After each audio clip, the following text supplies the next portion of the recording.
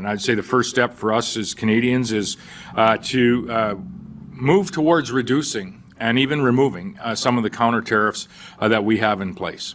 If our very argument and what is factually happening today is that President Trump's tariffs are causing harm to American families and causing harm to American businesses, of which they are, as we're seeing slow job growth in the United States the last 2 months.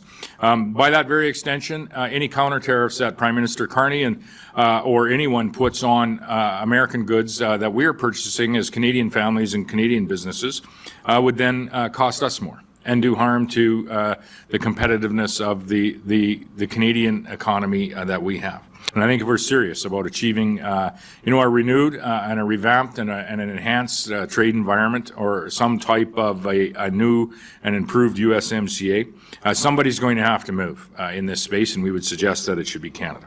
The reason we will be urging for a reduction of counter tariffs is, one, is that they hurt Saskatchewan and Canadians, our families and our businesses and our places of work, in the same way that Donald Trump's tariffs are pushing up the cost of doing business in the U.S. and really pushing them into a situation where the last 2 months running, their job numbers have been much more dismal than the projections.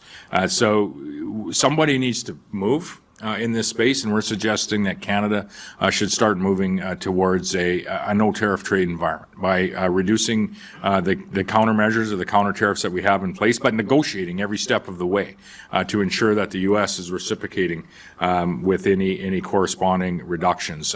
It could start with the DST, the digital service tax, which was removed a week or two ago, is what next steps is Canada ready to take, and what corresponding steps could the U.S. take. We need to do this because we need to have a strong North American economy. It's so integrated that we need to find a solution to this, and we need to find it soon. And we have an opportunity, I think, as Canadians at the moment, with the continuation of the current USMCA agreement, to find a solution without having the large-based impacts that we're going to see in other countries. But we cannot underestimate or in any way undervalue the impact of having the USMCA agreement continuing to be in place. That covers about 95% of Saskatchewan's exports to the United States of America, and most certainly are going to allow us to continue to provide the exports that we provide, that we build and produce in Saskatchewan to our American neighbors.